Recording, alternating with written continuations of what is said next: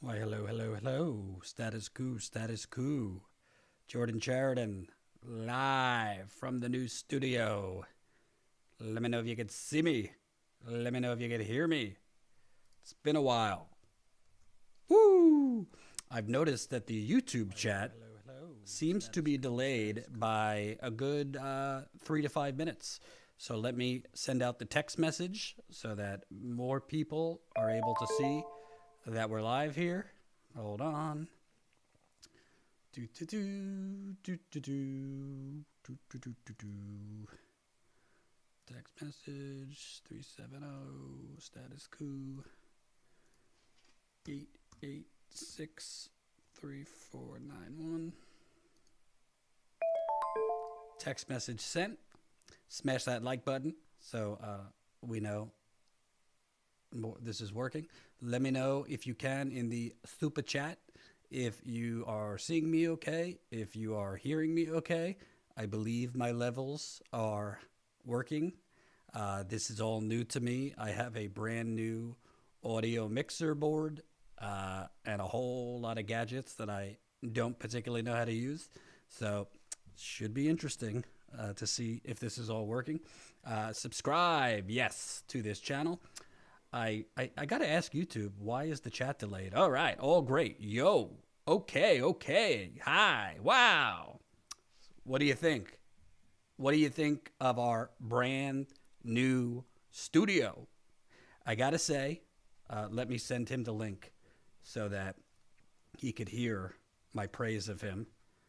Let me send him the link. About to praise you. About to praise you.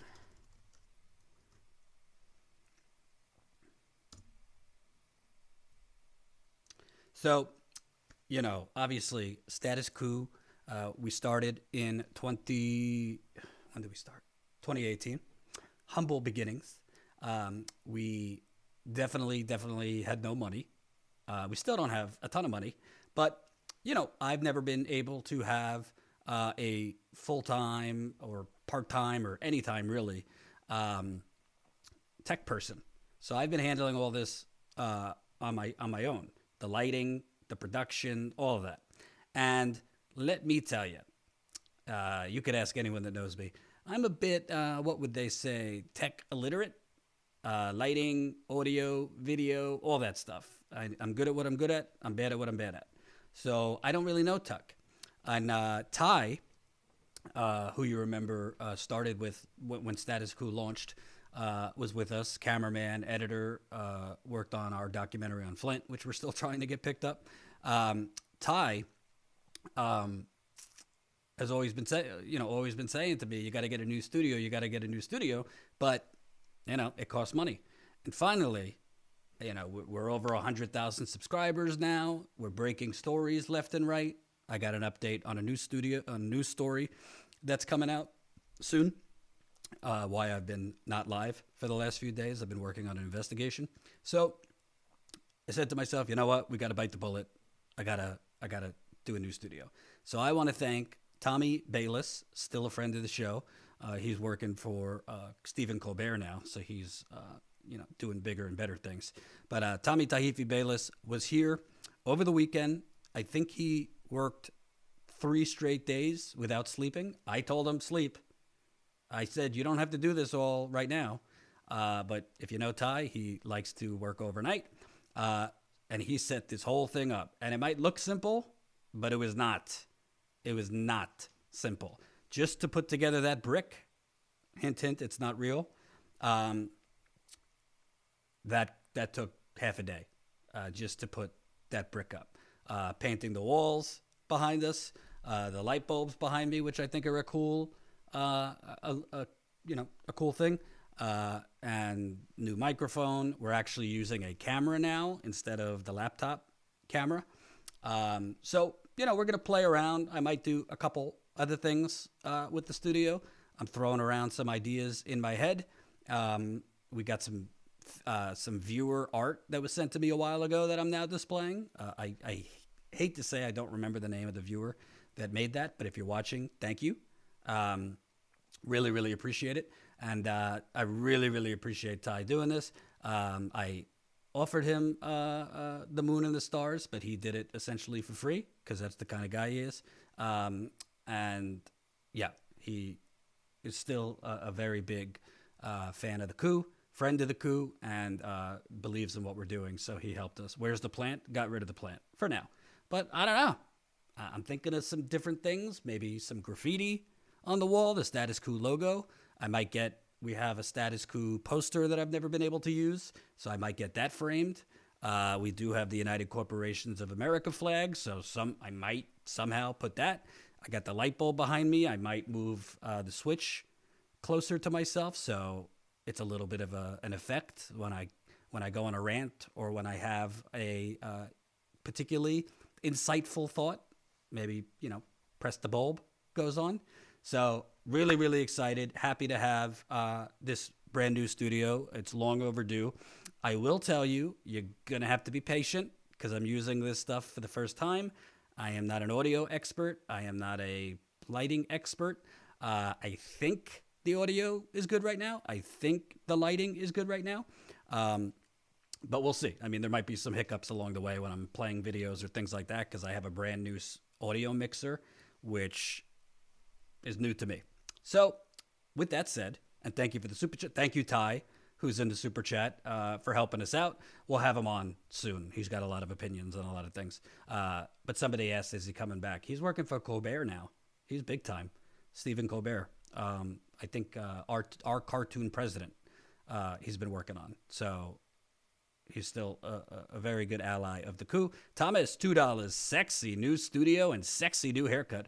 Speaking of that haircut, it might look decent now, but 2 weeks ago when I cut my own hair to avoid going to get one during the pandemic, it didn't look so hot. So I would not recommend cutting your own hair because I made a mess of myself. But thank you for the kind comment. This will not be an everyday thing. I felt, hey, we got a new studio, so let me put on a blazer and look somewhat professional. But that won't be every day. Chris, Thomas, $1.99. Thank you. Teresa, $2. Where's the plant? I didn't want the plant's upstairs. I didn't want to do the plant. And I will say, this wasn't cheap. So please support us in the super chat, GoFundMe, and most importantly, become a member. Now that we got a new studio, we got to pay the bills here. So if you can, sign up, statuscoup.com/join, statuscoup.com/join. Become a member for as low as $5 a month. And one more update before I get to the news. Well, I got a few updates, but one more for now. And smash that like button. You got 270 people watching. Only 145 of you have pressed that like button. So I need every single one of you. Smash that like button like your life depends on it. Smash that like button. Update.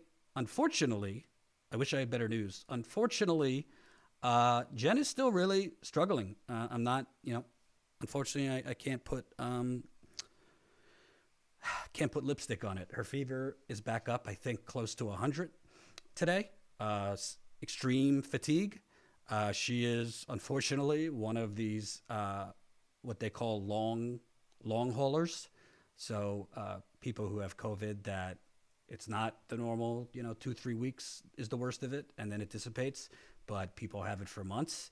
I really feel terrible for her. She's had this since end of November. I think last time I talked to her, she had a 99.7, so almost 100 fever. Real bad fatigue to the point it's difficult to walk to the bathroom. Just in terms of the fatigue. Thank you, Tanya, €20. Thank you, Tanya. Just a lot of terrible symptoms, and I wish I had the answer. I really do. I don't want to get into her, too much of her information. She's obviously been open about it, but she is really struggling, and of course, we support her here. Not pushing her or anything. She's just going to have to, she works when she feels up to it. And that's that. So I've been trying my best to keep the lights on here. Not only was I off because Ty was amazingly building the studio, but also been spending a few days. My wife is in the super chat, so she could tell you, working on a major investigative story. fingers crossed, it'll be out next week. It is, I like to under promise and over deliver. So I'll just say, if there is still, if this still is a country where serious corruption hits the front page of the newspapers, this story that I've been working on, Jen has been working on it when she feels up to it, is all sorts of corrupt. Like, I'm talking crime of the century type stuff. I think, if you take a guess, I think one topic that I've been particularly passionate about. It is about that. So, I've been working on it. I'm sorry I can't be live every day because investigative reporting takes a whole lot of time and effort. Talking to sources, writing, rewriting, going through documents. Every time I think I'm done, I go through documents and find something I missed that's corrupt. So stay tuned for the release of that story. And now let's get to the news. By the way, one more time, thank you to Ty. It was his, it was his days off that he built this whole studio. I can't do it right now, but when I'm not live, I'll shoot some more videos so you could see the new camera, the lighting setup. I have a monitor actually on the TV on the wall now, kind of mirroring myself so I could, see my computer screen on the TV. So really appreciate his help. And thank you. Sally, $5. The UCLA flag might look good behind the lights. Thank you. So I hope you guys appreciate it. I listened to the complaints. It wasn't that we are lazy. It costs significant dollars to get all this equipment. I didn't have a full-time tech person. I still don't. So doing our best to make this look as professional. Not too professional. We don't want to look like 60 Minutes. So with that said, big show. Big show. Let me start. Holy cow. They're all corrupt. They are all corrupt. And by the way, in the chat, let me know if the audio is good, my mic sound is good. If you need it down, if you need it up, let me know. So I've been but I've been working on this investigative story, so I haven't been able to go live. And by the way, thank you to Tina Desiree Berg, who's been going live for us for days. She's been doing a great job. Is it just me, or should Governor Andrew Cuomo, who I have been covering critically since the dawn of time, when does corruption mean you must resign? Is it only when Republicans do corrupt things that the corporate media starts howling? Yeah, Jake Tapper. Let me turn down the audio a little bit. Yeah, Jake Tapper, is sound is good. Up the volume a bit on my mic. Hold on. Okay.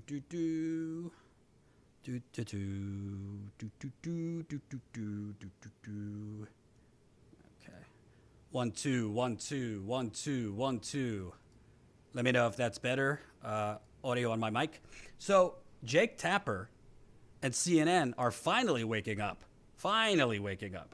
to the utter corruption of Governor Andrew Cuomo after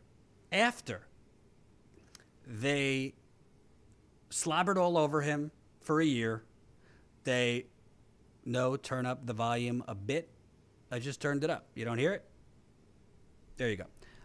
So this, I'm not saying that Governor Andrew Cuomo, during the early days of the pandemic, where New York was the epicenter, that Governor Andrew Cuomo, network shouldn't have aired the press conferences in full. I know my wife and I watched the press conferences. He was the governor of the state that was the ground zero for this in the United Corporations of America. But if you watched, thank you, Levon, impressive studio. Thank you. Keep those super chats coming, baby. We need it. Keep those super chats coming. We need it. If you watched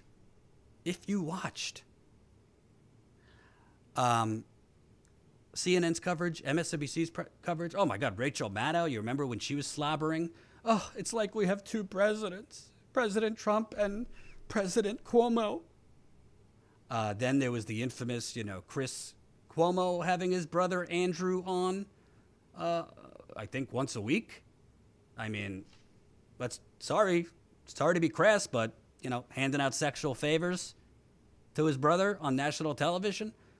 All of this slobbering coverage while, independent media, including myself, were saying, something don't smell right here.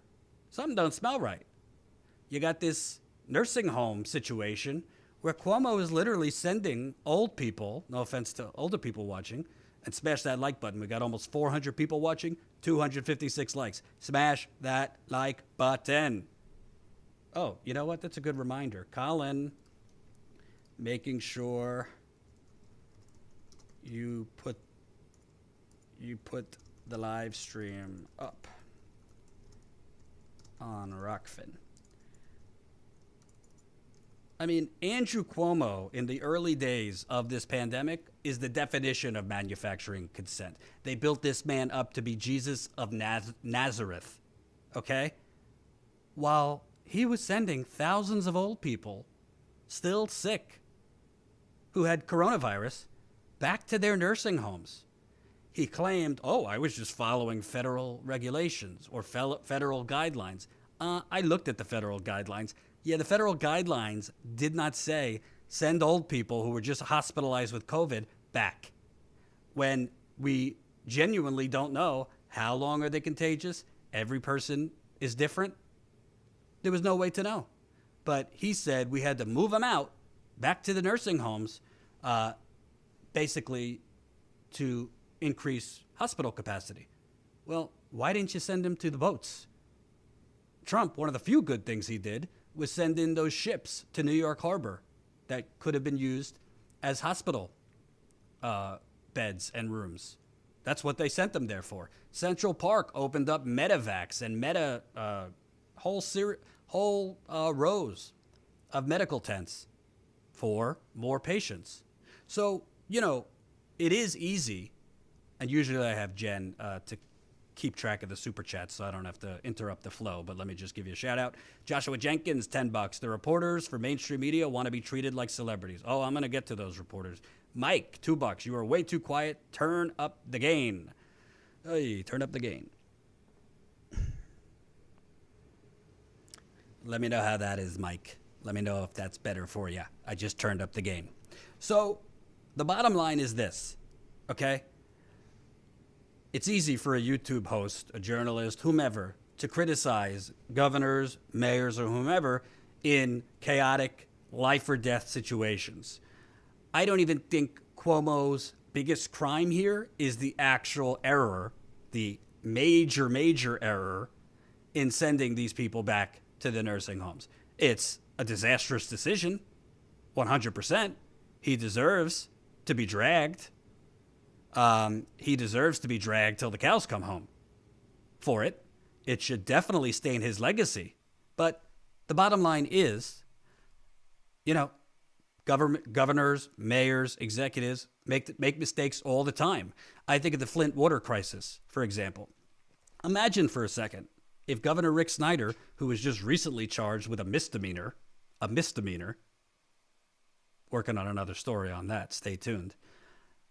Imagine if Governor Rick Snyder at the time in Michigan, when the complaints started flooding in from Flint residents, I got rashes, we're losing hair, my children are sick, our water's brown, our water smells, people were having hair loss, rashes, nosebleeds, a whole nine.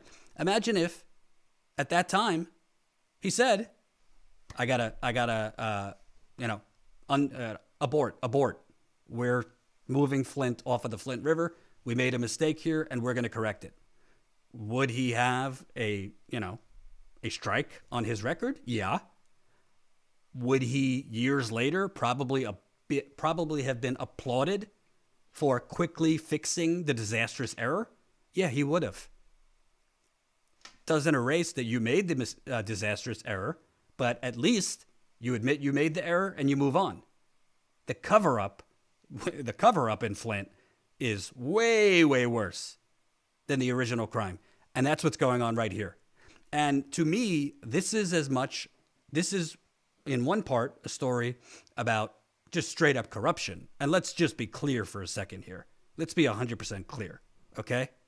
If this was Florida Governor Ron DeSantis, Georgia Governor Brian Kemp, Republican South Carolina Governor, Texas Governor Greg Abbott, name your Republican governor.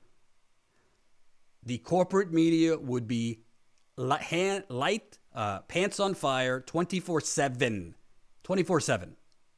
ranting and raving about this. But it's Andrew Cuomo, who they slobbered over in press conferences, who Rachel Maddow said, oh, thank God, we have two presidents. Thank God for Andrew Cuomo. This tweet from Bakari Sellers, another neoliberal hack, didn't really age too well, did it now? Y'all almost had Cynthia Nixon. This is why experience matters. Well, I was living in New York at the time when COVID started. Here's what experience did. Andrew Cuomo had the power to shut down the subways early. Didn't do it. Shut down buses. Didn't do it. Actually do a real stay-at-home order. Even when there was a stay-at-home order, there was still people gallivanting around in Central Park in New York City. And New York City was ground zero for the spread because it's so dense. So it was very clear from the beginning, other than his wonderful theatrical, wonderful performance at press conferences, and neoliberalism is all about performance. Doesn't matter what your policies are. Doesn't matter that you're bought off by the hospital industry, the for-profit healthcare industry.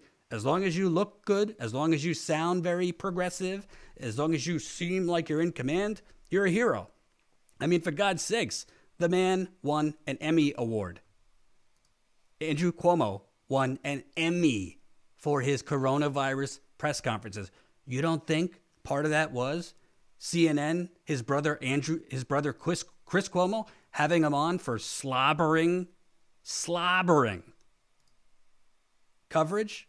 I mean, let's show you the infamous nasal swab.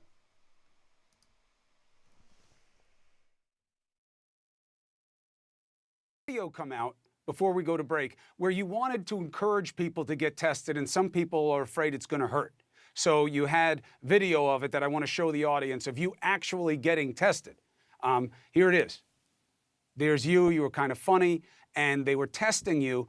Now, a few questions about this process. First of all, is it true that when you were having the test administered, you inhaled and the doctor's finger went all the way up your nose and got stuck and had to be released with a tool? Is that true? Just to deal with the record. She wanted to comment that I have a little button nose, and she was afraid that the swab would actually hurt because it extended my nasal cavity. The proboscis she was issue. Speaking about the delicacy of the nose. Yes. And that's what, you know what, I understand. This is the normal swab I'm holding up here now for everybody at home. A very valuable object. There's only one company in the entire country that makes these up in Maine. All right, here's the swab. Is it true that this was the swab that the nurse was actually using on you, and that at first it went into your nose and disappeared, so that in scale, this was the actual swab that was being used to fit up that double-barrel shotgun that you have mounted on the front of your pretty face? See?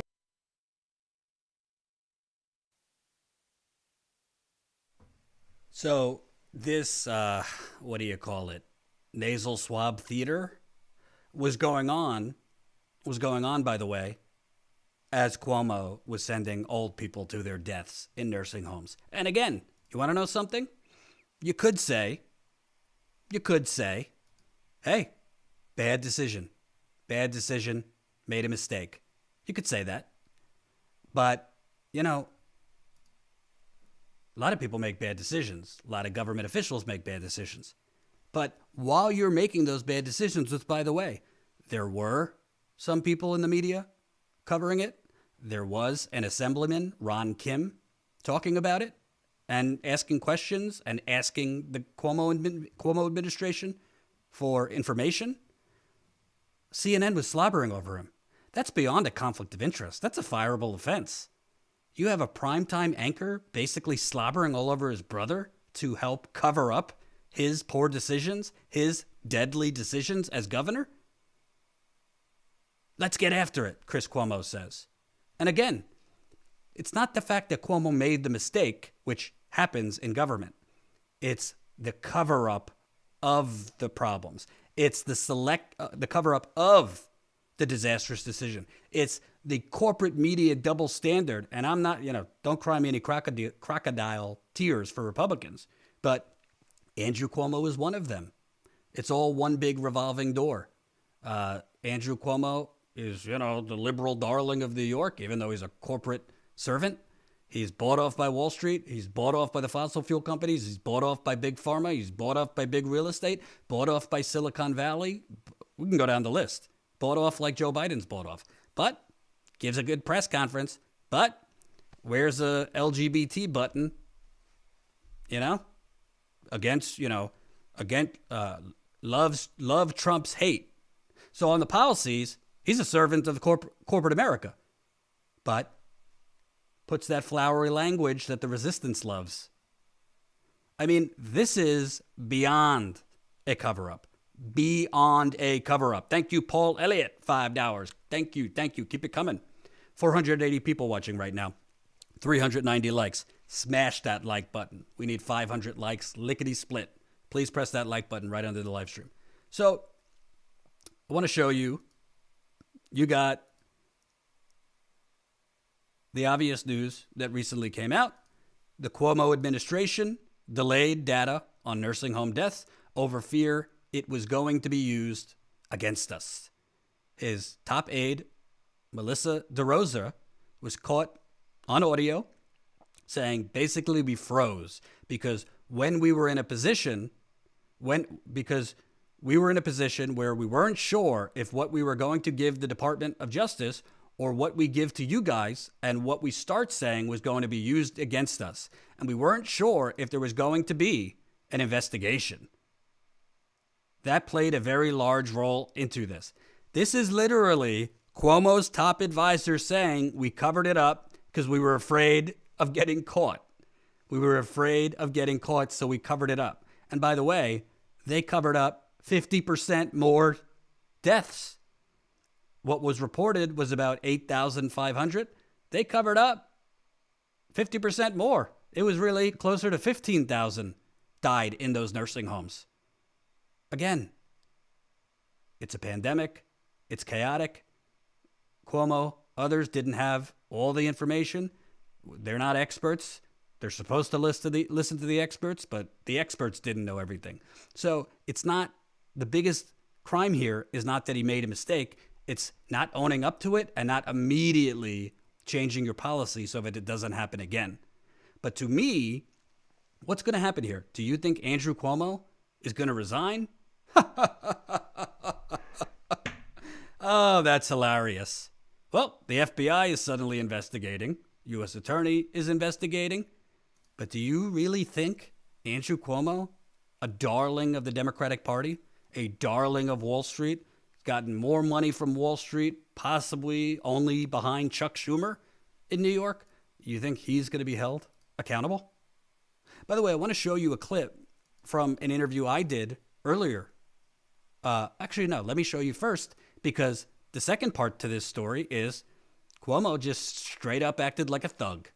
When New York Assemblyman Ron Kim Ron Kim has been sounding the alarm since spring.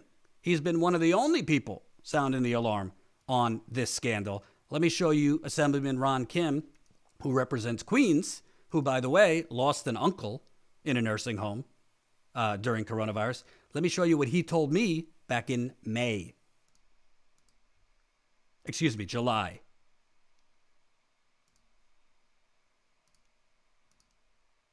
Before we reached the peak of the pandemic, seeking a blanket get-out-of-jail-free card status.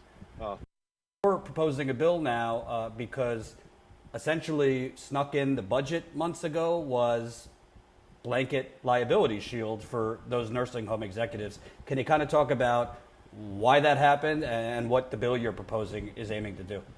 Well, the industry came to the governor very early on, even before we reached the peak of the pandemic, seeking a blanket get out of jail free card status for nursing homes, for hospitals, any type of medical facilities that treat not just COVID, but all non-COVID illnesses. And they made it go retroactive into March. So from March, if you go to a hospital to just get a basic treatment for anything, for a medical checkup, for treating a sprained ankle, whatever, something bad happens to you or happened to you, you don't have any legal recourse. So they took away people's rights retroactively. But another way of looking at this is instead of centering the solutions around the needs and talking to the most vulnerable families and populations and designing a solution that way, they went to protect their bottom lines instead of protecting people's lives. And I get it, like people were panicking. They didn't know what to do. They didn't know how to prevent this. And one could surmise that, hey, you have to go to the doctors and hospitals because they're the ones that are going to be treating this and give them the chance to figure out what to do. But a blanket, corporate immunity for not just the workers, but for the businesses, for the investors, for the board members, it was so broad by nature that, as soon as we found out, I introduced the bill to repeal it because I understood the way that I read this and after doing the research, it actually disincentivizes places like nursing homes from investing more to prevent the deaths of our loved ones. And so Kim was a lone wolf in the wilderness. He was one of the only, other than the Republicans. He's a Democrat. He was one of the only figures in New York actually publicly challenging Governor Cuomo, who, like Trump, like Chris Christie when he was governor, like a lot of these governors who act like mafia bosses, he didn't like it. You're not supposed to publicly bite the hand that feeds you, which is Cuomo. But Kim, with me and others who would interview him, was saying, this is corrupt.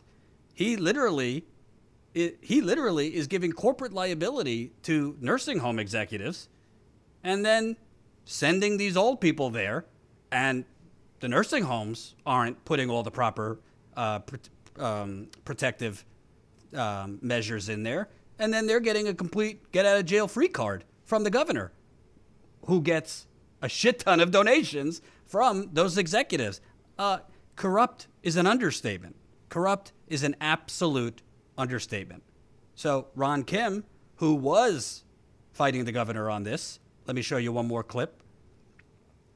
This is what else Kim told me.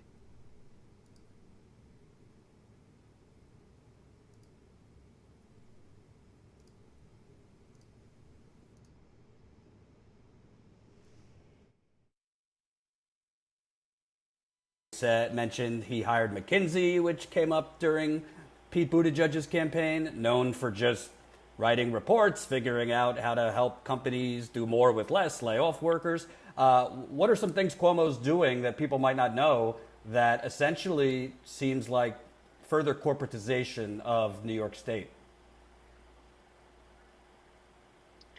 Yeah, I mean, I think you hit up on all those critical points in his response to the pandemic. He's prioritizing, once again, the interest of mega corporations, giants, companies and CEOs, and it is this quintessential neoliberal philosophy of looking at solutions. It has to be market driven. We need to protect the markets, and the market efficiency will guide us out of everything. I mean, I think that's just the philosophy and the world and education that he came out of. And there's a lot of other leaders in positions of power who also fall in the same category. But we all know that everything is about, finding a new economy that retains value for the poorest people in our communities. That is real economic development. It's not about just growth at all costs. It's not about expanding the economy when we know that the discrepancy of the richest and the poor are constantly getting wider and wider every single day. So while Cuomo was giving blanket liability to the hospital the nursing home executives who were gladly taking these sick old people back before they died. He was also hiring McKinsey, Pete Buttigieg's alma mater, to reimagine New York post-pandemic. Oh, he was also writing a book on leadership, how New York beat the coronavirus, while also going on his brother's show to get, SNL skits about nasal swabs going up his nose. All of this is the neoliberal fail upward system that we live in. It is aided by corporate stenographers pretending to be journalists like Chris Cuomo, like Rachel Maddow, like Wolf Blitzer, like Andy Cooper, and the rest of them.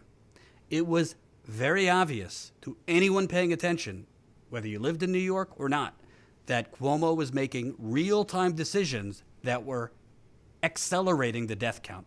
Of course, there was going to be a lot of death in New York and other places. That's just a matter of, it's a pandemic. We don't have all the answers. There was no vaccine. You can't blame him for every death. But the fact of the matter is, this man should resign. And he should resign, especially since now he is like a mafia boss, going after his enemies. This is the same Ron Kim that I just showed you I interviewed. Cuomo, according to Kim, I believe him, you should too, Cuomo called him very angry that Kim, along with several other New York Democrats, called for an investigation of Cuomo after the audio of his top advisor came out saying, we froze. We didn't report the real data. We didn't report the real death count because we were afraid of being investigated. Well, Cuomo, according to Kim, gave him a little phone call 2 nights ago. Let's hear what the governor demanded of Assemblyman Kim. Data, information for cared a lot about for a long time, and I'll get to that. You and I talked about it back last summer. But please tell me about this call with the governor. Good to see you, Aaron.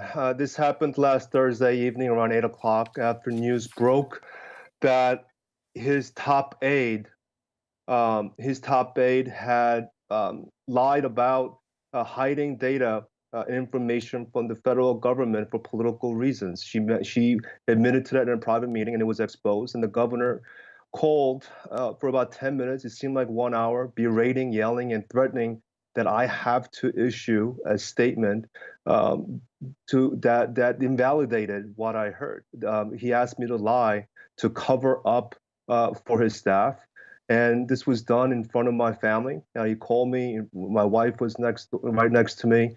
I was right about to bathe my kids. And it really just put my family and my wife into shock and trauma for many hours, and she couldn't get any sleep that night. And it's highly inappropriate, for the governor to have done that. And, he said he can destroy you. I mean, he literally said that. And what else? He said, I haven't seen his anger, I haven't seen his wrath, and he will, just tell me, he will go out, and he's been biting his tongue, but he will go out tomorrow and destroy my political career, my, everything. Like, he would say how bad of a person I am to everyone in public. But it was just the yelling. And at one point he said, and they asked me if I was a lawyer. And I said no. And he said, you obviously then don't understand what you heard. And this is what you heard. And this is what you're going to say. This is what you're going to write tonight and issue a statement, not tomorrow, tonight. That's how we will move forward. Those are his words. Okay. And yeah. No, I mean, it's stunning. It's stunning. I mean, so let me just give everyone a chance to understand. As you know, they're pushing back on this. Cuomo's senior advisor just put out a statement tonight, Assemblyman Kim, and it says in part, Mr. Kim is lying about his conversation with Governor Cuomo Thursday night. I know because I was one of the 3 other people in the room when the phone call occurred, obviously on the governor's side. At no time did anyone threaten to, quote, destroy anyone with their, quote, wrath, nor engage in a cover-up. That's beyond the pale and is unfortunately part of a years-long pattern of lies by Mr. Kim against this administration. And then they put out a rushed transcript of comments you made during the Zoom call with Cuomo's aide. They say they don't align with what you're saying now. What's your response to them? They're calling you a liar. Well, I think Governor Cuomo is very good at implicating his aides, and he's been trying to implicate me. They did implicate us in that private meeting when his secretary, Melissa DeRosa, admitted to obstruction of justice, of hiding information in fear that it would be weaponized against the administration, in fear that we will go back and legislate and repeal legal immunity, the stuff that you and I have been talking about for months now, in fear that we would undo all the policies. That's why they cover up the data. And she admitted it. She said, you want the truth? This is the truth. And she said that she hid that information. That was what the governor did. And because I called out, and because I refused to lie for them, now they get to threaten my career, my wife, and made my wife, in tears all night. My wife, that night was very, very troubling because we couldn't sleep, and she's telling me, "What did you do to us? Stop what you're doing, please." She feared for my future, for my life. That's the kind of shock that this governor gave to my family. And so let me get something straight. Here. We're supposed to believe the governor, whose top advisor was just caught on tape saying we froze, we intentionally didn't release over 5,000 more people dead in the nursing homes because of us, because we were afraid of getting investigated. So we're supposed to believe that guy whose top aide just admitted we covered it up, and her voice is on tape saying we covered it up for fear of an investigation. We're supposed to believe that Kim, the progressive, guy who just wants Medicare for all for people, guy who just wants student loan debt to be canceled, guy who just wants a Green New Deal. We're supposed to believe that Kim is lying and the governor is, just salt of the earth telling the truth. Give me a fucking break. Excuse my French swear jar. By the way, 645 people watching. It's good to be back in my brand new studio. You guys built this studio through membership, through GoFundMe, through your support. So please smash that like button. Volume is very low. Tell me, is the volume low? I'll fix it. If the volume is very low, let me know. So it's outrageous. Obviously, Assemblyman Kim is not lying. Obviously, Cuomo is completely full of shit. Obviously, he is the political version of Tony Soprano. May Tony rest in peace. James Gandolfini. And obviously, it is not enough to have some critical coverage. This man needs to resign. Period. I don't care if he's a Democrat. I don't care if he's a Republican. I don't care if he's a marshmallow. Him and his administration covered up disastrous decisions that ended up being deadly that they committed. You could say, all right, I don't like his policies, but it was a pandemic. Nobody knew everything. We made a mistake. Fine. But then you withhold the data, which, by the way, is a federal crime. It is a federal crime. You withhold the data. Now you're threatening like a thug people who don't, bow down to you, don't go like ducks in a row and defend you. Chris Cuomo, finally, CNN says, no, now we can't interview his brother. We're not allowing it. Well, the damage is done. Chris Cuomo built up his brother to be the new Jesus of Nazareth as he was making decisions that were deadly. Unfortunately, CNN's viewers, MSNBC's viewers, the New York Times readers, the Washington Post readers, go down the list. They didn't know the deadly decisions Cuomo was making because the media built him up as the new Jesus. He should resign. Frankly, I'm not saying Chris Cuomo should be fired, but maybe he should. Is there any accountability in the media for gross conflicts of interest? Is there any accountability in the media for gross propaganda? They're literally laughing with digital nasal swabs as Governor Cuomo is making decisions that kill older people. Yeah, older people are closer to death than I am, but a lot of them died needlessly. Maybe a lot of them had 10 more years left, 15 more years left, 20 more years left, if not for this governor's reckless, deadly decisions. So he should have to resign. And by the way, we created Status Coup because we need a coup d'etat of the status quo. Well, the status quo is elevated by shitbags like Chris Cuomo and Rachel Maddow, CNN, MSNBC, that instead of just showing the press conferences, which I don't begrudge them for showing Cuomo's press conferences, he was the governor of the state hit hardest, they slobbered all over him. They built him up. And credit where credit is due. At least now, Jake Tapper has been pretty critical. As I like to say, Jake Tupperware has been very critical of Governor Cuomo. Some other CNN hosts have been critical. I saw one MSNBC host criticize him. But we all know how this record spins. There's going to be a little coverage now. Cuomo will not do any media. He's refusing to go on CNN. He's refusing to go on MSNBC. It'll go away. Nobody's going to demand his resignation. Nobody that matters.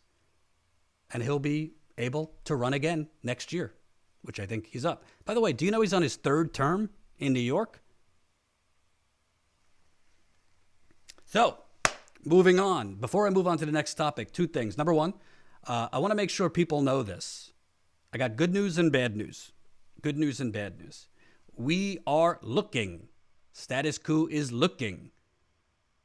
And by the way, don't get it twisted. We don't have some corporate fat cat now that I have a studio and we're looking for help in the Midwest. This is all funding that you have provided to us. So I don't want you guys to think, oh, wait, Jordan, where's this money coming from? It's coming from you. So thank you. We're looking for a freelance reporter based in the Midwest.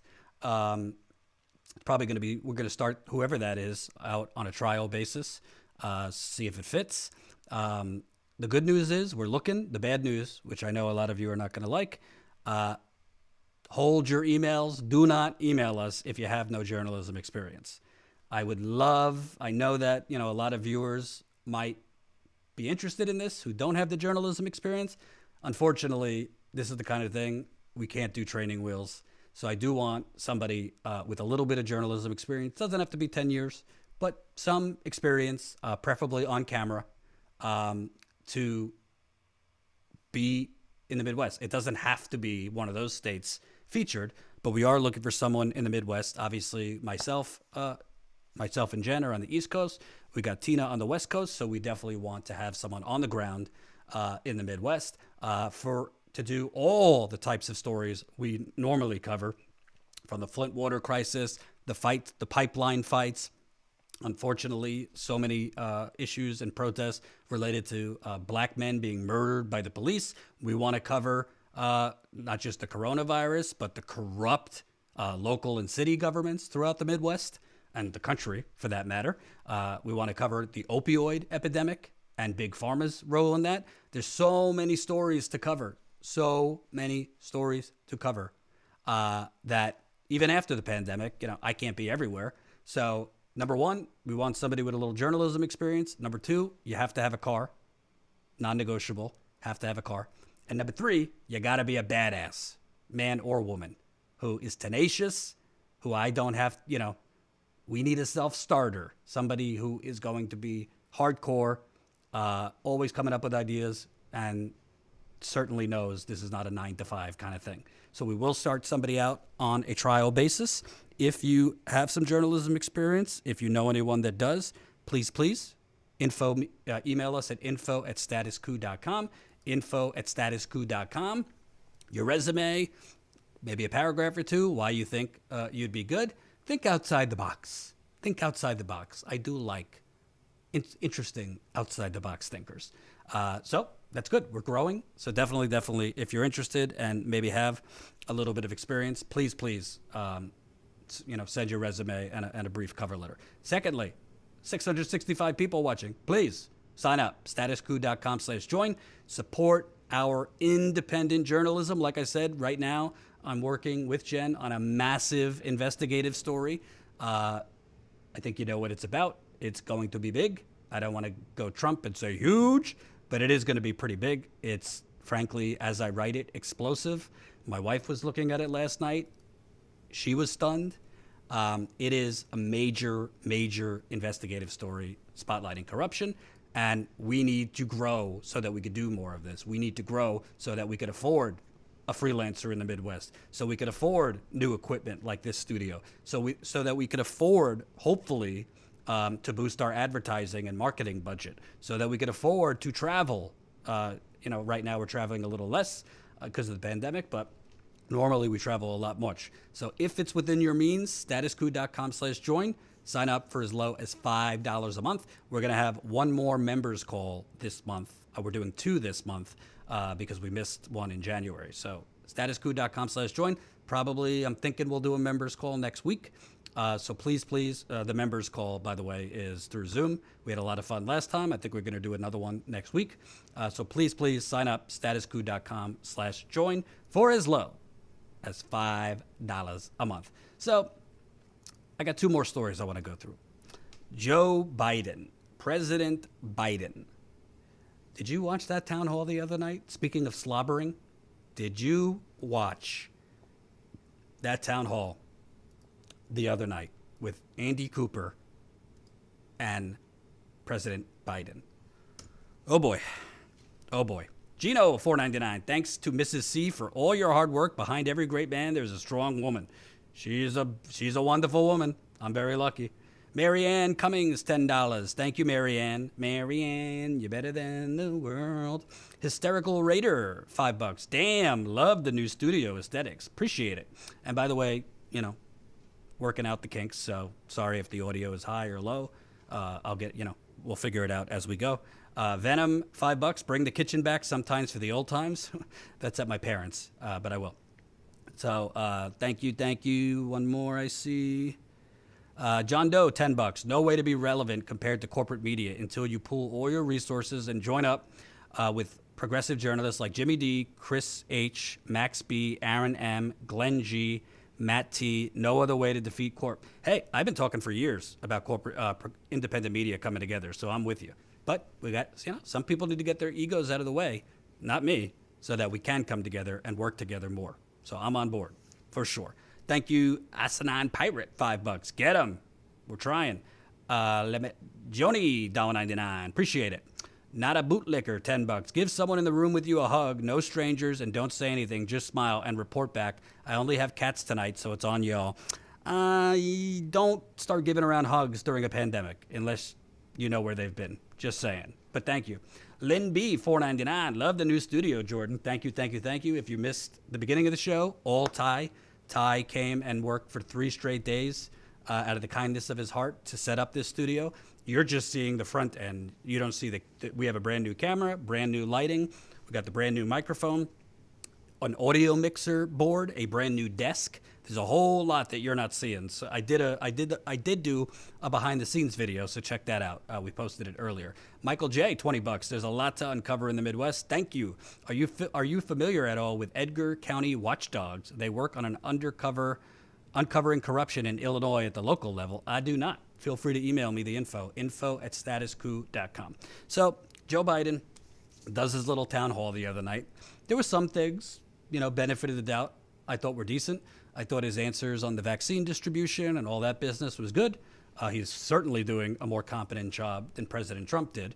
So on vaccine distribution, on the communication about vaccines, they're now having a daily virtual press conference with Fauci and others. For that, I don't have any complaints. Very good. But the rest of his town hall, oh boy.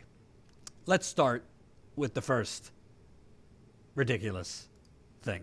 Here we go. If I could find it.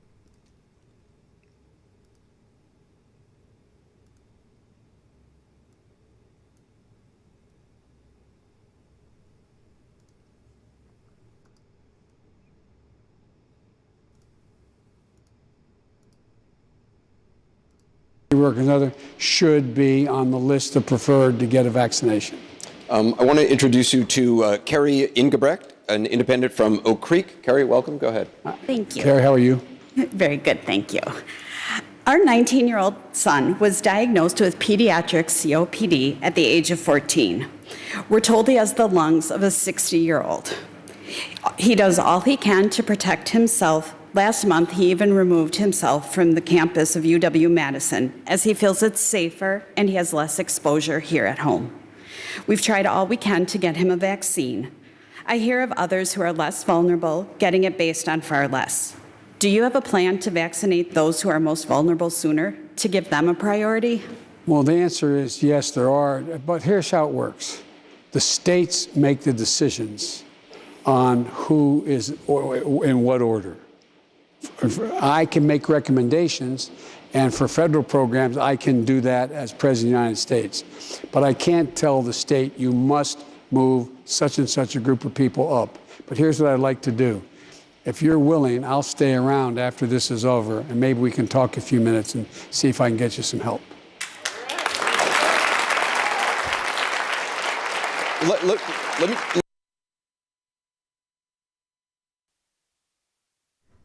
Ain't that neoliberalism? Ain't that neoliberalism? So, again, Mr. Empathy. Oh, he has such empathy. We got to restore the soul of America. Oh, maybe if you could stay after, maybe I could help you a little bit. Maybe we could have a peanut butter and jelly sandwich. Now, on the surface, you might say, Jordan, what's the problem? He's being kind to this woman. Her son has COPD. He should get an expedited vaccination. He should be higher on the list. What's the issue with Biden saying that? Because this is the story of the United Corporations of America. He puts out platitudes.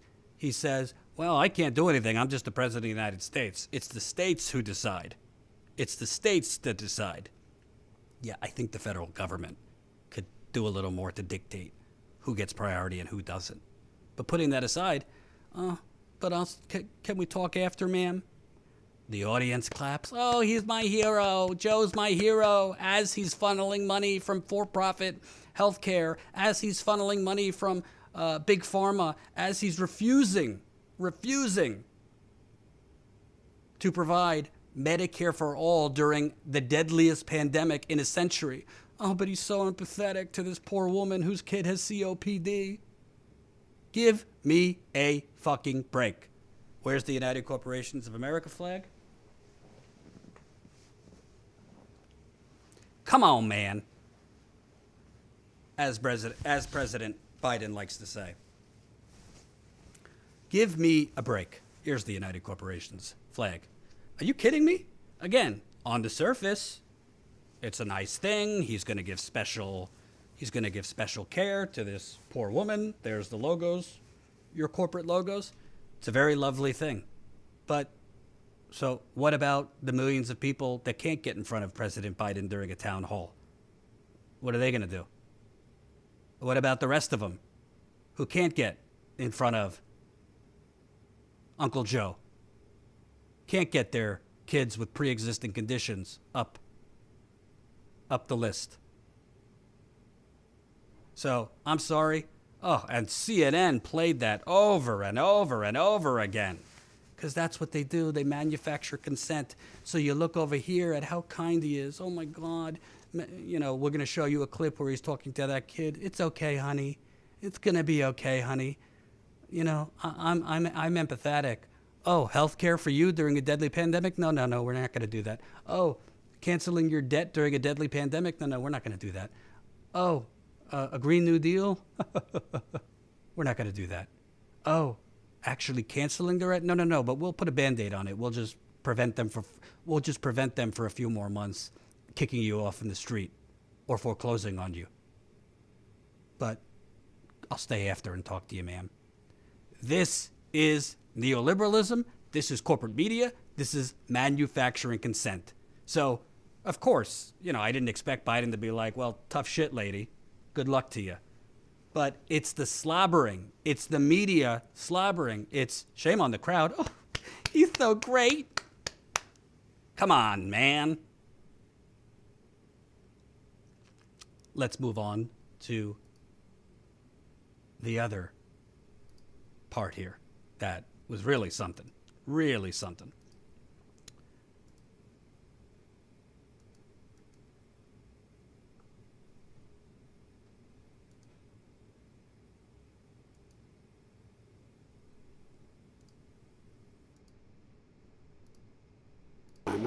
Got another question about vaccines. This is Jessica Solis. She's an independent from Milwaukee, graphic designer. Jessica, welcome. Thank you. As we've been talking about, the coronavirus is very real and very scary, and it's especially scary for children who may or may not understand. My children, Layla, 8 here, and my son, Mateo, 7 at home, often ask if they will catch COVID, and if they do, will they die? They are watching as others get the vaccine, and they would like to know, when will kids be able to get the vaccine? Well, first of all, honey, what's your first name? Layla. Layla, beautiful name. First of all, kids don't get the vaccine, get COVID very often. It's unusual for that to happen. They don't. And the evidence so far is children aren't the people most likely to get COVID. Number one. Number two, we haven't even done tests yet on children as to whether or not the certain vaccines would work or not work, or what is needed. So you're the safest group of people in the whole world. Number one. Number two, you're not likely to be able to be exposed to something and spread it to mommy or daddy. And it's not likely mommy and daddy are able to spread it to you either.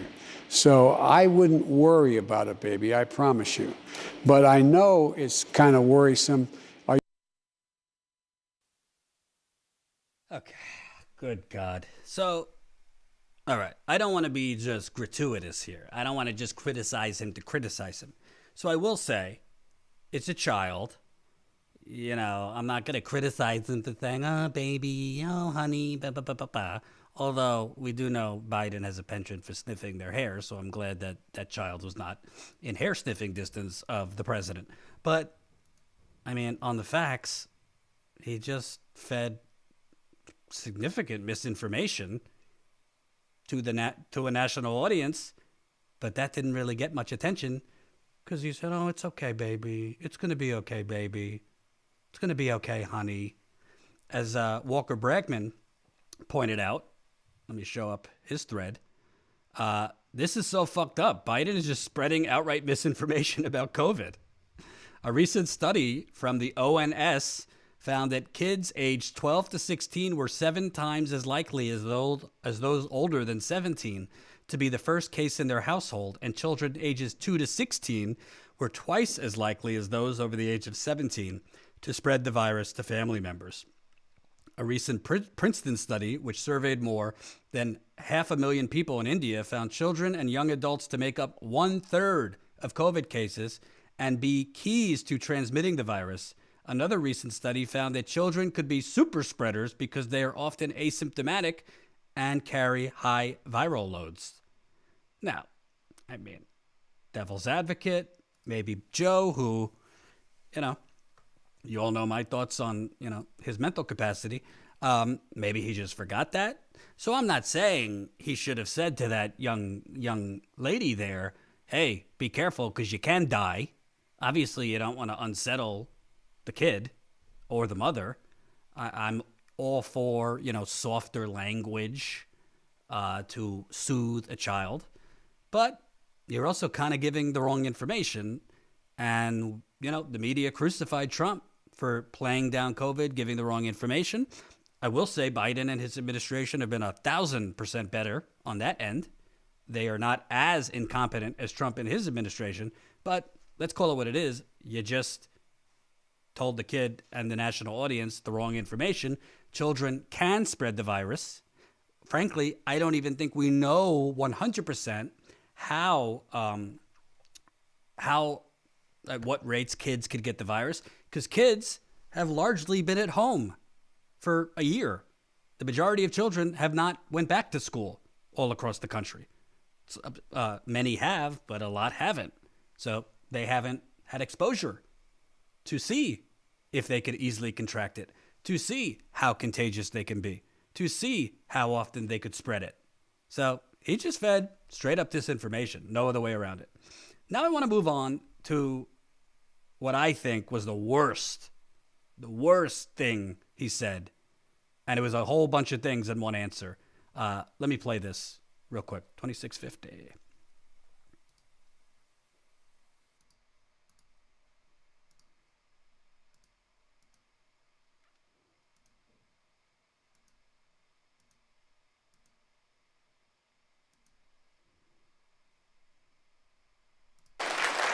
The thing we haven't talked about, and I'm not going to go on because I want to hear your question, I apologize. We haven't talked about, I remember you and I talking during the campaign, and you had the former guy saying that, well, you know, we're just going to open things up, and that's all we need to do. And we said, no, you got to deal with the disease before you deal with getting the economy going. Well, the fact is that the economy now has to be dealt with. And what is it? Look at all the people. You have over 10 million people unemployed. We need unemployment insurance. We need to make sure that, you know, you have. So I'm going to stop and start a couple times. No, we don't need unemployment insurance. Countries that are saying don't do unemployment insurance. They don't dump millions of people on unemployment insurance. You know what the UK is doing? You know what France is doing? You know what Australia is doing? What Canada is doing? And many other countries way, way less wealthy than us. You know what they're doing? Their government is just keeping people on the payroll by covering the payrolls. We print money for war in the United Corporations of America. By the way, did I tell you we live in the United Corporations of America? We print money for war. We print money for tax cuts for the rich. We print money for subsidies to Goldman Sachs, subsidies to Pfizer, subsidies to Raytheon, subsidies to Silicon Valley. So we have plenty of money where the federal government, and it's bipartisan, by the way. Trump could have done this. He didn't. He would have been reelected, by the way, if he did do this. Could have just said, we're just going to pay small business payroll. We're going to cover, big corporations that can't afford it, because not all corporations are Facebook. They could easily do that and not have this economic Hunger Games system, which is unemployment. Because if you get eligible for unemployment, number one, and you know this if you're watching and have suffered, you're not getting unemployment right away. Secondly, unemployment, it keeps, it only stays right now. The deadline is March. Do you think this crisis is going to be over in March? So there's no reason that we have to have unemployment. I'm not saying let's toss it away with nothing else, but everybody could have been kept in their jobs with the government covering the payrolls. We have the money. It's called modern monetary theory. It's a choice. It is a choice not to do it, UBI, whatever you want to call it. It's a choice not to do it. And you want to know why he doesn't want to do it? Talk to his Wall Street donors. They won't let him. That's why. But let's continue on this.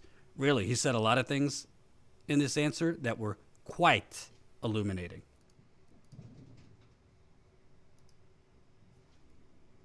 40% of the children in America talk about food shortage. 60% of it. Did you ever think you'd see a day in Milwaukee?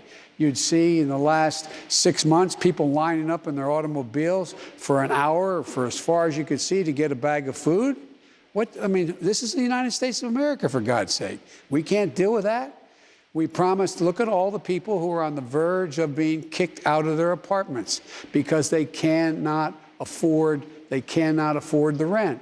What happens when that happens? Everything. Look at all the mom and pop landlords that are in real trouble if we don't subsidize this in the meantime. Look at all the people who are on the verge of missing, and how many people have missed their last 2 mortgage payments and are able to be foreclosed on. That's why I took executive action to say they cannot be foreclosed on in the meantime. Because look at what the impact on the economy would be. You think? Did you hear what he said? They cannot be foreclosed on in the meantime. They cannot be foreclosed on in the meantime. Let me repeat that for those of you in the back. He's saying, I took executive action so that they can't be foreclosed on now. Am I going to do anything to make sure once the pandemic is over?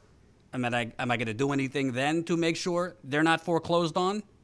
Am I going to do anything after the pandemic is over to make sure that all these people who have not been able to pay their rent for 2 months, 3 months, 6 months, however long you're behind, am I going to do anything to make sure they're not made homeless? Nope. And he could look to his BFF, President Obama, for that. Because Obama, he let millions of people, he let the banks take millions of people's homes through no fault of their own. So he's talking like he's taking bold action by having a temporary foreclosure moratorium, a temporary eviction moratorium. Did Anderson Cooper ask him a follow-up? Mr. President, what happens when the moratorium ends? What happens when the pandemic is over? How are those working class people going to pay $7,000 in back rent? $10,000 in back rent? $15,000 behind in their mortgage? What are you going to do for them? A 50-year payment plan? We know Wall Street wants their money. And oh, by the way, look at what he had to say on student loans. Loans are crushing my family, friends, and fellow Americans. Me too. The American dream Think is I'm to kidding. succeed, but how can we fulfill that dream when debt is many people's only option for a degree? We need student loan forgiveness beyond the potential $10,000 your administration has proposed. We need at least a $50,000 minimum. What will you do to make that happen? I will not make that happen. It depends on whether or not you go to a private university or a public university. It depends on the idea that I say to a community, I'm going to forgive the debt, the billions of dollars of debt for people who have gone to Harvard and Yale and Penn and schools, my children. I went to a great school. I went to a state school. But is that going to be forgiven rather than use that money to provide for early education for young children who come from disadvantaged circumstances? But here's what I think. I think everyone, and I've been proposing this for 4 years, everyone should be able to go to community college for free. For free. That costs $9 billion, and we should pay for it. And the tax policies we have now, we should be able to pay for it. You spend almost that much money as a break for people who own racehorses. And I think any family making under $125,000 whose kids go to a state university they get into, that should be free as well.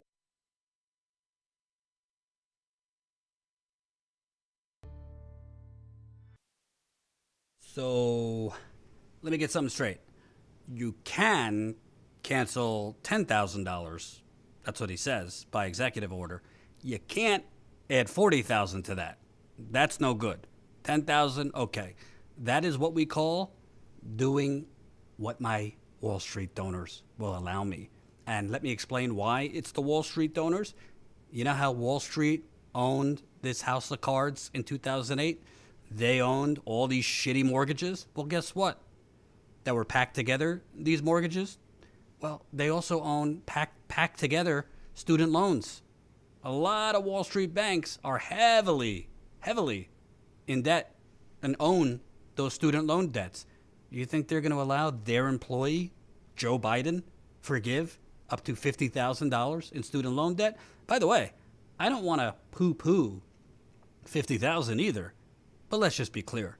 $50,000 is not the average student loan debt. It's significantly higher. So $50,000, it's a good thing. It would give a little relief.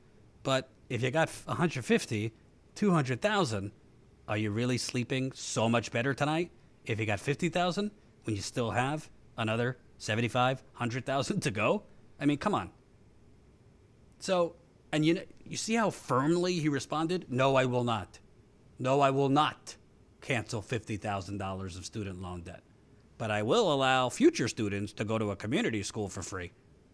But I will allow people making under $125,000 to go for free. That's a good start, but it doesn't help our lost generation of not just millennials, But there are people in their 40s, 50s still with 100,000, 150,000 student loan debt. They cannot live their fullest lives.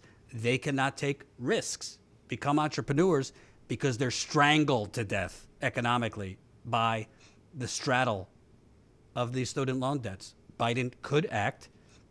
If you do the research, plenty of lawyers have said you could cancel all the debt. Snap of your finger. He won't do it because Wall Street won't let him. Now, let's continue on with this answer, because he said something that I thought was just bonkers, that of course Anderson Cooper and nobody else caught. And even if they did catch it, they certainly weren't going to challenge him on it. Talk about food shortage. 60% of it. Did you ever think you'd see a day in Milwaukee? You'd see in the last 6 months people lining up in their automobiles for an hour or for as far as you could see to get a bag of food? This is the United States of America, for God's sake. We can't deal with that. We promised, look at all the people who are on the verge of being kicked out of their apartments because they cannot afford the rent. What happens when that happens? Everything. Look at all the mom and pop landlords that are in real trouble if we don't subsidize this in the meantime.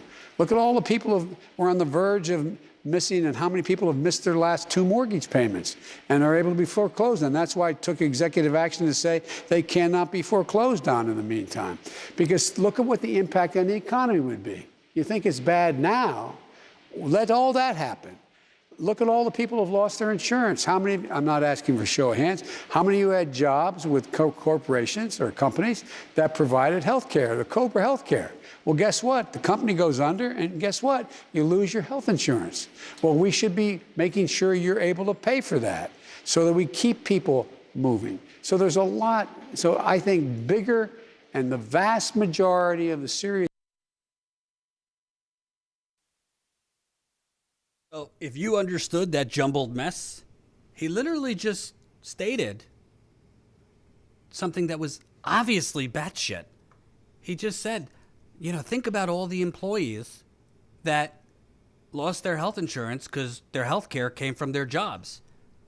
Literally an advertisement for why you shouldn't have health care tied to employment. He literally just said it without even realizing it. Look at all these people. Millions of people have lost their health care because they had it from their jobs. But then in the same statement says, I don't know, he must have had a brain fart because obviously there's some issues there with his brain. He says, COBRA health insurance, we got to help them pay for that. Why? Why do you have to help them pay for that? Why should they pay for that at all? Anderson Cooper didn't ask him. Why, number one, are you advocating for a system that it is being displayed right now is one catastrophe away from mass unemployment or mass people without health care? But secondary, your answer is to give subsidies. That's what he just said. He mentioned COBRA. Your answer is for the government to give subsidies to the masses that have lost their employer-sponsored health care that shouldn't be the system in the first place. We're going to subsidize them so that they could pay $600 a month to COBRA, one of the biggest scams in all of America. I was on COBRA for 2 years after I was let go by the Young Turks. I was paying $600 a month just to keep my insurance that I had with the Young Turks. If I didn't have amazing parents, they split it with me, I wouldn't have had health insurance because Obamacare here was too expensive. So he literally just said, imagine all these people that lost their health insurance because we have health insurance tied to their jobs. We have to help them pay for it, pay their health insurance. No, you don't. That money that you're subsidizing, it's not going towards health care. It's going towards for-profit healthcare companies that are greedy mongrels, but they're also your donors. So you're literally taking taxpayer money and you're subsidizing, giving it back to people who don't have health insurance anymore so that they can then pay COBRA, i.e. the for-profit healthcare companies. That's the biggest fucking scam there is. And why is that? because we live in the United Corporations of America, and Joe Biden is Employee of the Month in the United Corporations of America. There is no there's no objective, sane person that is not bought off, that does not work with a corporate think tank, that would tell you the smart thing to do during a deadly pandemic, or even without the pandemic, would be, once we have a mass run of people who lost their employer-sponsored health care, that should be the light bulb. I got a light bulb behind me. That should be the fucking light bulb. We shouldn't have employer-sponsored health care. It's too unstable, and you shouldn't live or die based on if you're employed at the moment. But then this COBRA thing that he said is so illuminating. He thinks the answer is essentially to subsidize you so that my big pharma and my for-profit healthcare donors could be paid. That's what he's saying. One more.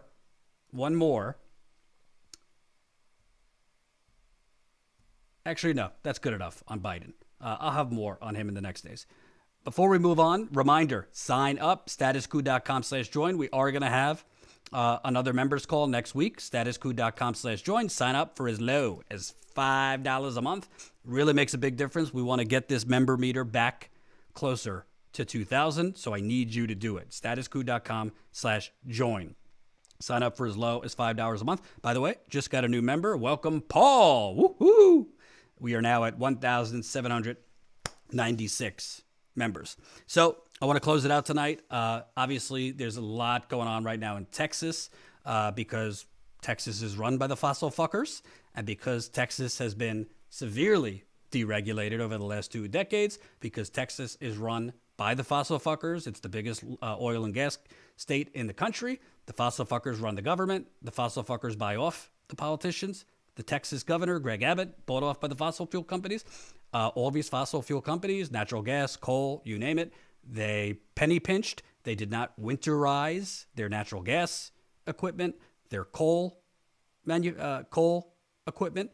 And when unusually cold temperatures, i.e. because of climate change, the climate catastrophe, come to Texas, they've had snowstorms and extreme weather, all of this natural gas fossil fuel equipment has frozen. So you got, I think at one point it was over a million people without power during freezing temperatures in Texas. You also had, at this point, I think when I went live, I saw that 27 people had died so far. So I interviewed old friend of the show. She's in the super chat right now, Sam Oser. Sam lives in the Houston area, and she's down there experiencing this. So I interviewed her. Wait till you find out about Texas and their shenanigans, and Greg Abbott and his corruption leading to death, freezing residents, and God knows when all people will get power back. More importantly, God knows what will happen next in terms of actually regulating badly needed regulation in Texas. Here's my interview with Sam.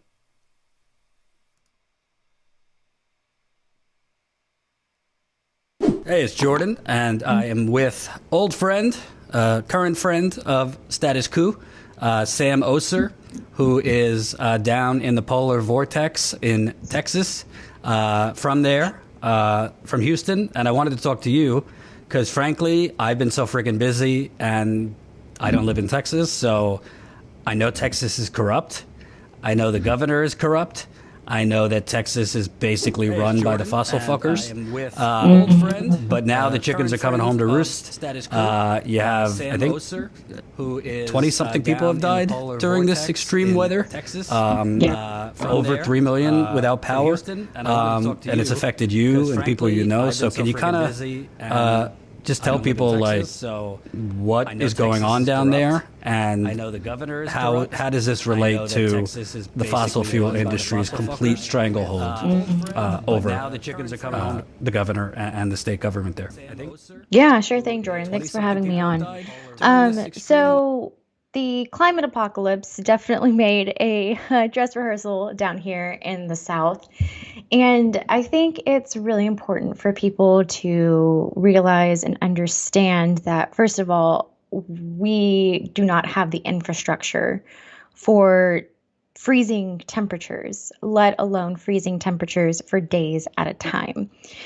And we would have if we didn't deregulate ourselves. I was actually reading before we got on here about how California in 1996 was like the first state to try to deregulate and see what that looked like. And Enron played a role in that. And we all remember Enron and how great that went.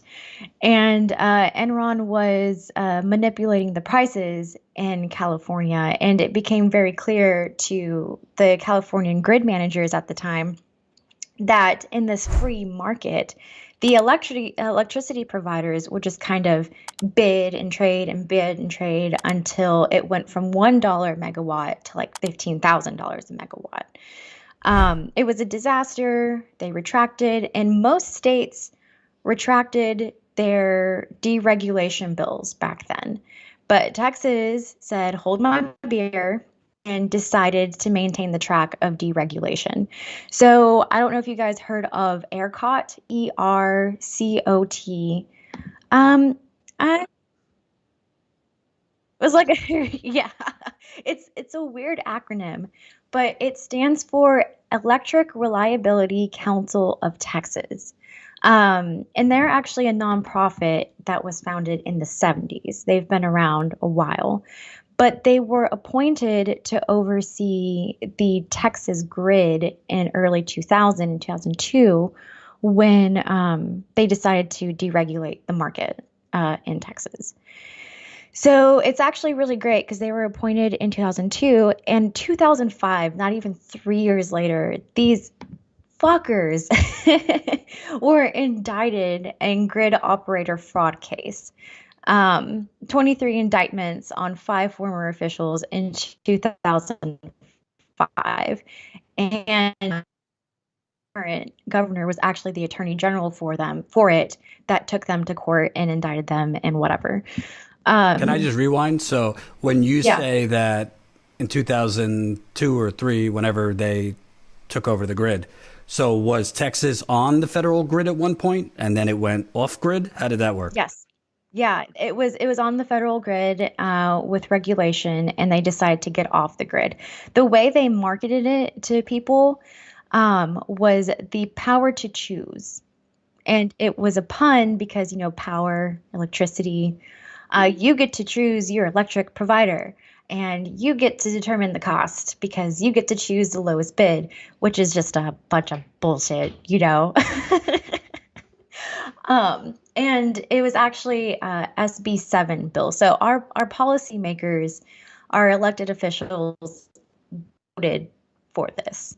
And I think that's really important for people to realize that they voted for this. And we do actually have parts of Texas where it's not deregulated. It's still regulated and on the federal grid. So El Paso didn't lose power at all this entire time because they were part of the federal grid that has regulation, and the grid is winterized, insulating, doing everything you need to do to prep for sub-zero temperatures. But they didn't do that when they went to deregulating because it was expensive. They were just cutting corners, so they would have to avoid doing that. So that's like some background. Okay, people think corruption. You got Detroit, New Jersey, New York, but like Texas is like the old sewer, old boys type corruption, like at the OK Corral kind of corruption. So my understanding from the few stories I've covered down there is basically, you don't get elected at all in Texas unless you kiss the ring of the fossil fuckers. So Greg Abbott was attorney general. Now he's been governor for many years. In addition to being a gun lunatic, he's basically enabled these all whether it be ERCOT or whomever, the fossil fuel companies, to cut corners because oil and gas, and they fund Greg Abbott and the rest of the Republican Party down there. Yeah, it's cheaper, and like So they oversee the grid, but the electricity comes from various places, right? It comes from natural gas, it comes from oil, it comes from nuclear. And what's really been pissing me off lately, there's so many things, but this one in particular, um, there was a tweet that ERCOT put out saying that they had some additional output that they could use from wind and solar. They said that themselves, that they had wind and solar that they could use. And the Republicans are out there using Green New Deal as some sort of antagonist, like they're evil. And it's like, see, we wouldn't be able to do this with the Green New Deal or whatever that they're saying. It's like ERCOT themselves said they had extra supply because of wind and solar. What are you even talking about? Yeah, it's just been fun to watch. And from what I've seen, Abbott and other Republicans down there have been blaming the wind mills, the wind farms on this, even though I think wind is like 10% of Texas's energy. So the reality is the coal, natural gas, their equipment is frozen because it's not weatherized. Yeah. They've cut corners, to make the almighty buck. Like we've seen in North Dakota and elsewhere, fossil fuel industry is pretty much kind of on their last stand. I mean, you could buy off the politicians for so long, but at some point, you're going to have to switch if we're all going to survive, including the rich people. So it seems to me that essentially Abbott, the others have let them run the state. We're talking about nuclear, the frackers, all of them. I mean, I remember a couple of years ago, I was down there covering the Trans-Pecos pipeline, which literally the company, Energy Transfer Partners, which owns the Dakota Access Pipeline, did not file in their whatever reports with FERC, the federal agency, that the Trans-Pecos pipeline was going to be going under the Rio Grande into Mexico. Like, kind of a significant deal that this is a multinational pipeline. It's not an interstate pipeline, but it was going into another country. They didn't. Right. They did not even disclose that until it was through. Nothing. I think there was a fine. So it just shows you essentially. And by the way, I don't know Texas politics, but I mean, it's not like the corporate Democrats over there are coming in. You know, they're, I would assume, beholden to big oil down there as well.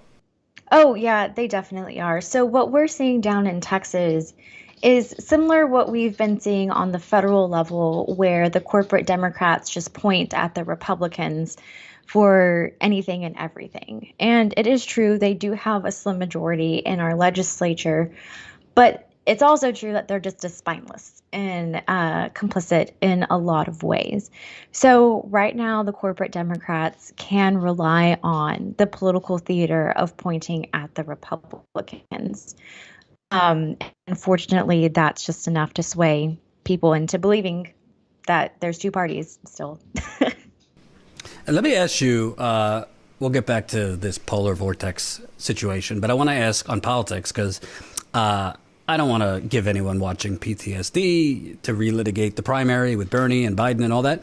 But I don't know. I saw crazy long lines at universities, colleges, particularly in areas with a heavy Hispanic population of young people. And I think they were going for Bernie mostly. But, you know, the lines were through the roof. And Biden won Texas, but frankly, not by that much during the primary we're talking about. So you and I have talked off camera before that Texas is not like as, red meat red as it once was. It's growing more progressive. Can you kind of talk about that in terms of, I mean, Bernie didn't lose the primary by that much. And frankly, I think there was a lot of suppression that went on. Yeah, definitely. Well, I think something people need to realize about Texas is that Texas isn't a blue or red state. We are a non-voting state. I saw an article that was from like 3 years ago about how Texas ranked 46th in voting participation. So we're basically game for either one. It's just we don't vote. The people who are voting are old, white. We're also gerrymandered. We are so gerrymandered. It's disgusting how bad it is down here. And it's like every southern state, really. And I think it's just important to just emphasize that Texas is non-voting for one reason or another. We just don't vote. And that's really what it boils down to. I think we're more purple than we realize. And people are saying too, like, oh, it's the Californians moving to Texas for affordable housing. But a lot of the Californians are moving away from California to Texas because they're Republican refugees from the fruits and nuts of California. So they're not really helping us in that regard. We're just non-voting. That's what it boils down to. Right. And I wonder how much of that is suppression, the restriction of polling places, and how much of it is growing apathy coming in across the board, particularly among young people that are tired of waiting on lines especially at the colleges. I saw lines for like 5-6 hours at some of these colleges. It was crazy. Yeah, it was crazy. Yeah. So how does this play out? I mean, honestly, right now it looks like I think 25 people, when I press record, have died. Millions are still without power. And it doesn't seem to me that Governor Abbott or any of these people, Ted Cruz is now back from his flight to Cancun, which is just unbelievable, the sheer douchebaggery of this person. We already knew this, but the guy's going on a flight to Cancun during a freaking natural disaster. I mean, I know you're not an expert on this, but is Texas capable of fixing this in the next week or two, or? No, I think we're capable of fixing it. I think anything is capable of being fixed, but will they? Probably not. We are currently in our Texas legislature session, and I haven't seen anything in our active session being proposed in committees this week to undo any of this or fix any of this. They could be doing it right now, but I haven't seen anything of it. I really don't think anything's really going to come from it because people are going to say, oh, this is a once in a lifetime thing. It's not going to freeze in Texas very often. And more importantly, the system puts profits over people. That's what we keep coming back to in every single report that Status Coup and anybody ever does is profits over people. And that's just what we're seeing down here. And I think that's what's going to be maintained. I don't think it's actually going to get fixed. I don't have any hopes that it will. Well, I mean, don't worry. Biden says restoring the soul will do it. So as long as we restore the soul, we go back to brunch now. As long as we restore the soul. Well, and it's been like extra complicated, right? Because we have this pandemic on top of it. And for people who have electricity, you know, it would be easy to say, hey, come over to my house. You can just stay at my place. I have electricity. But then you have to take into the factor, okay, well, do you have COVID? Have you been tested for COVID? Who have you been around? Like, was it last night or the night before we lost electricity? And one of my friends was like, I have electricity, but I was around a COVID positive person and I haven't gotten my test results back. It's like, okay, all right, cool. So we can't go there. So then we have friends who own a theater. Huh? Yeah. And like we have friends who own a small community theater around here, and they are an enterprise customer for, right? So the enterprise customers kept their lights on, and enterprise customers just means that they're business owners. So they had their theater open and we're like, okay, well, we could go over there. But the wife has COVID.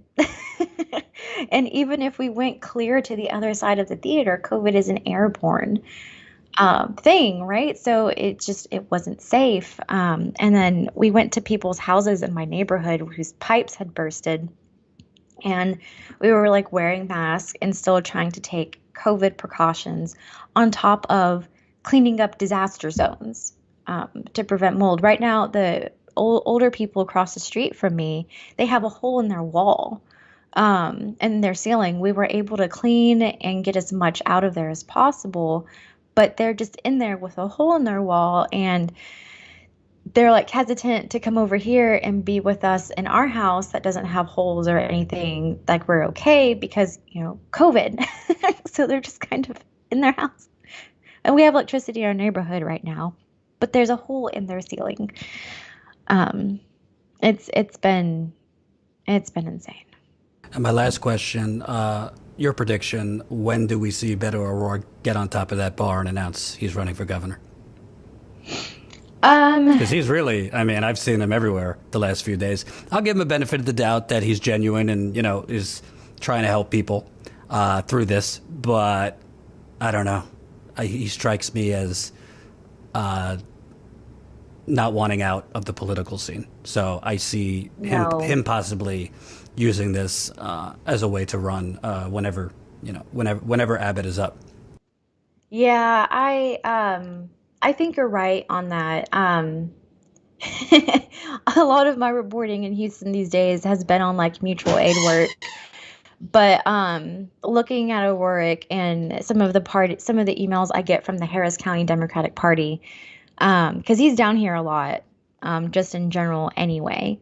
Like he's probably going to try to swing that bat to go for governor, and I don't know how well he's going to do because he's not much different from Abbott in his policies, and his messaging. Like, Democratic messaging is so weak.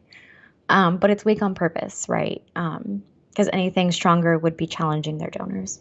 Well, I think O'Rourke is the 40 years younger, not a senile version of Joe Biden. All these wonderful, aspirational things about our compass and our morality and all this. He's kind of like, I hate to say it, some people get pissed off, but he really reminded me of a white Obama when he was trying to did run for president.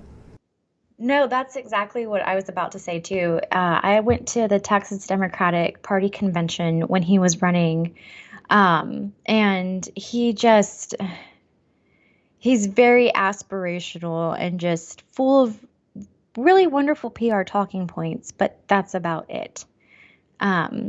And then, of course, he pulls out his skateboard and tries to skate around Whataburger, and the liberals lose their minds, and it's just... And he's so cute, too. He's not. I'm being sarcastic.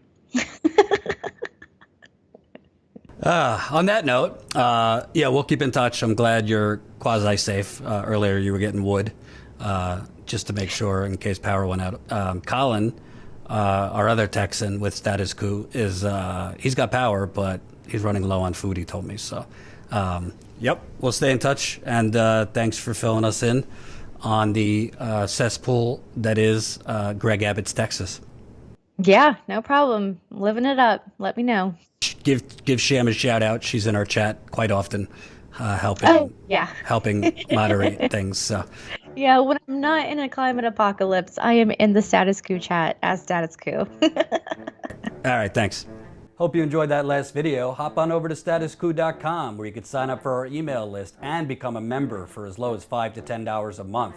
Membership is how we grow. That's statuscoup.com/join. And remember, join our email list so we can grow the revolution with you. That was Sam Oser. She's an OG, by the way. Sam was with me when I had Truth Against the Machine, which was a long time ago, before Status Coup was even a thing. She was helping me run that and has really helped out as best as she can.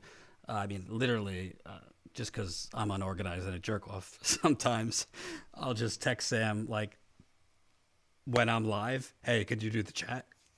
And she jumps in there and helps with the chat. She's been helping for the last few weeks as Jen has been sick with COVID. So Sam has been in the chat, dropping in links, responding to people.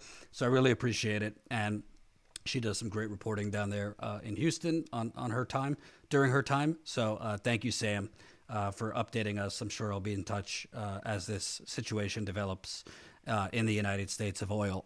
I mean, Texas, excuse me.